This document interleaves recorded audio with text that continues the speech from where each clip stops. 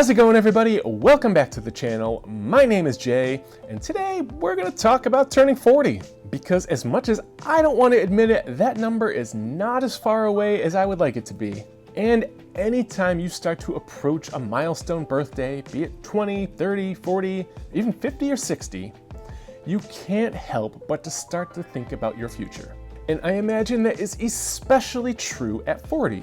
Because by the age of 40, you're well into your chosen career, and statistically speaking, you are nearing your peak lifetime earning years. So if you feel broke at 40, or if you don't have anything saved up for retirement at 40, that's a problem. But thankfully, it's not unfixable. And in this video, we will work through the steps you'll need to take to both change your situation and be able to have a comfortable retirement. So if you find anything in this video helpful, be sure to hit the like button down below on this video. Or if you know someone who is struggling with their savings and their finances at any age, this advice will still apply. Share the video with them. And with all that out of the way, let's get started. By the age of 40, you've probably had 15 to 20 years in the working world. And the first step you're gonna have to take if you are broke at 40 is you're gonna have to change your mindset and reset your expectations. Whatever the reasons are, saving for the future hasn't been a priority to this point. And that's the first thing that's gonna need to change. It can be easy to get down on yourself and thinking you're already way too far behind to ever catch up, but that's not true. It's important to remember you are not alone. A survey by Anytime Estimate found that 27% of Americans have less than $50,000 saved for retirement, and 16% have nothing at all. So if you're feeling behind on your retirement savings or you don't have anything saved at all, over 1/3 of all Americans are right there with you. So you can change your situation, and the best part is you still have 25 years left to make saving for retirement a priority. The expectations for what a retirement are to you may have to change. Your retirement may not be spent traveling Europe or sipping wine made at the vineyard you now live on in your retirement. But just because you can't afford to retire to a life of luxury doesn't mean you can't build an enjoyable, satisfying, and ultimately comfortable retirement of your own design. And now let's start getting into the actual financial moves you can make to get there. The first move we want to make is we want to cut back on some expenses. Not to judge, but it's a safe bet that if you don't have anything saved up by the age of 40, it's because you spend your money way too freely. So cutting back on your spending and your expenses is the lowest hanging fruit to make an immediate impact on your financial future. Now, I know this isn't an easy change, but it's a critical one. Every extra dollar of your income that you're spending is a dollar that isn't being saved, isn't being put to work for you, and growing to help you towards your savings and retirement goals. And you can figure out which expenses to cut a number of ways. It can be as easy as getting out a pen and a paper, making 2 columns. In one column, put all your fixed expenses. These are the things you absolutely you need to pay. Things like your mortgage, your rent, your utility bills, all the things like that. And then in the other column, make a list of everything else you're regularly spending money on. These are things like eating out, extra streaming subscriptions, the stuff you buy on Amazon Prime after a few beers, whatever it is. Get all your expenses written out in those 2 columns, your fixed expenses that you absolutely need to live, and then all the other stuff.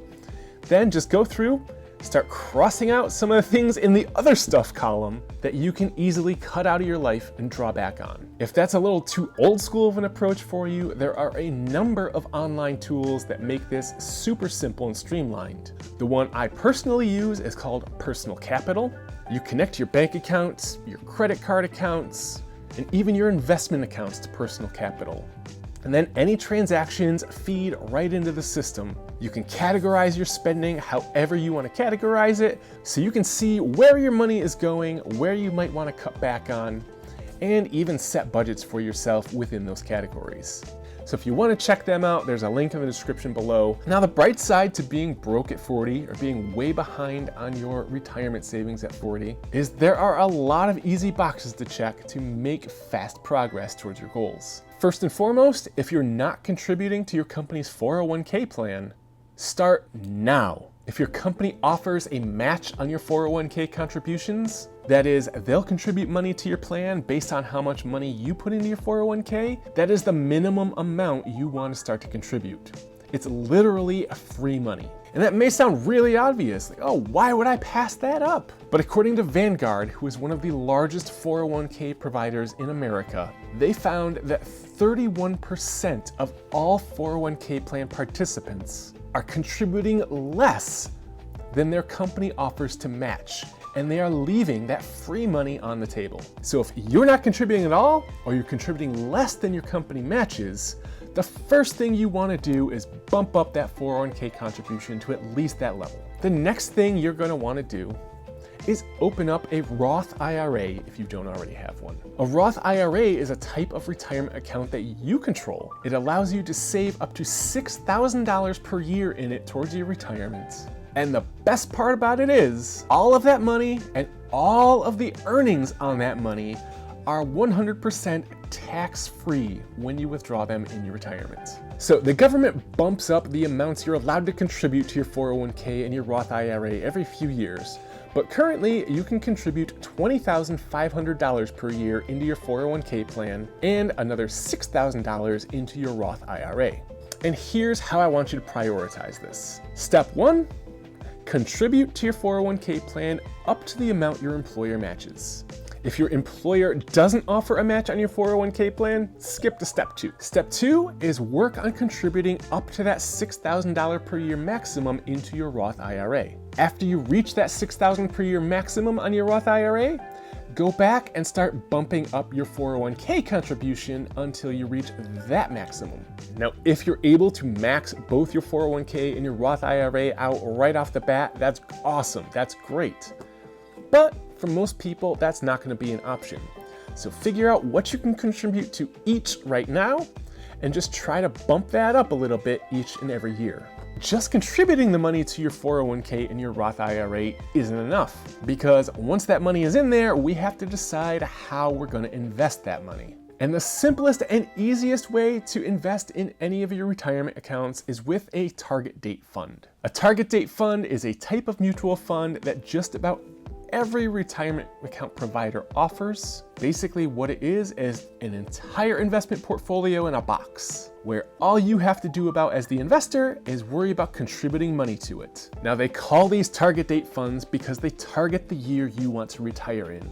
The names of them are super easy to understand as well. If you look at these offerings from Vanguard, you can see they have Target Retirement 2065, Target Retirement 2060, Target Retirement 2055, and so on. All you have to do if you want to invest in one of these is pick the one that most closely matches the year you want to see yourself retiring in, and then just worry about adding new money to it. Plus side to these retirement date funds are they are super easy. All you do is add money. You don't have to worry about a thing after that. The downside is they're kind of one size fits all, and not everyone loves that. So if you want to be a little more hands-on with your investments you choose in your 401k and your Roth IRA, there are a few core index fund holdings I recommend to just about everybody.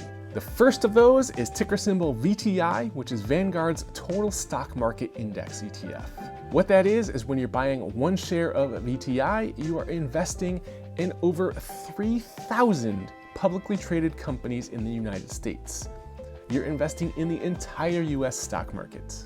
It's automatically diversified between things like Apple and Amazon and Tesla and whatever else you can imagine. But the United States is not the only place in the world to invest. That's why the second index ETF I usually recommend to people is ticker symbol VXUS. Now, VTI was the total US stock market.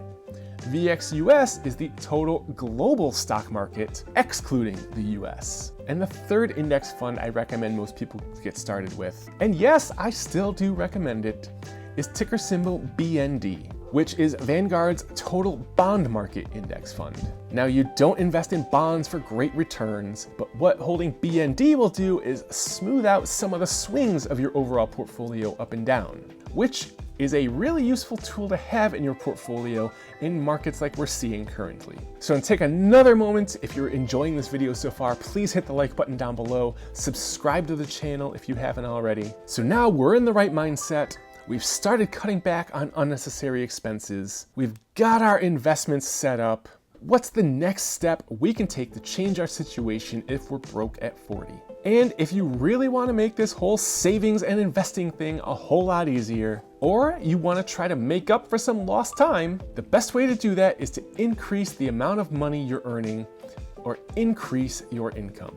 And I know YouTube and Instagram and people like that love to promote side hustles and side gigs. But it's my opinion that for most people, the best way you can really increase your income is within the career you're already in. You can go present your case for a raise or a promotion at your current job. Or if you can't get the money you want at your current employer, most often the best and easiest way to make more money is to leave for a higher paying job somewhere else.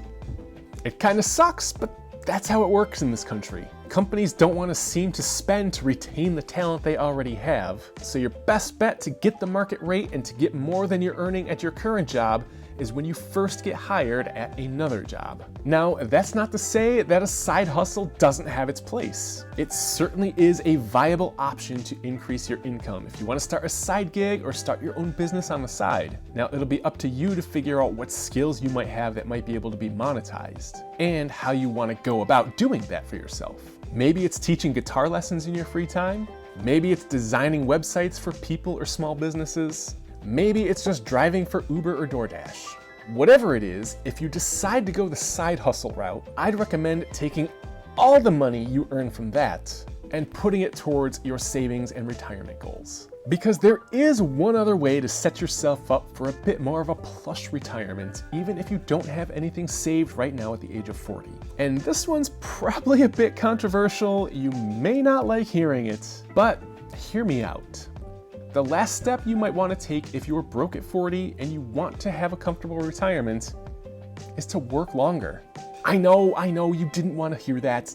I didn't want to say it, I promise. But by delaying the age you retire, you get two distinct advantages you might not be aware of. The first one is kind of obvious. If you retire later, you have that much longer to save, invest, and let your money grow for you before you need to start living off of it. But the second one is one not a lot of people think about until they're already in their 60s and pushing retirement age. And that is by delaying when you retire, you can actually increase the amount of Social Security you will receive. Because if you have little to no savings at the age of 40, it's very likely that Social Security is going to have to be an important component to your retirement income. Now, currently, you're able to start collecting Social Security at the age of 62. But if you delay your retirement, or more specifically, you delay when you start collecting Social Security by just 5 years, and you start to collect at age 67, your monthly Social Security check could be up to 30% higher. So if you were due to receive $1,000 per month from Social Security,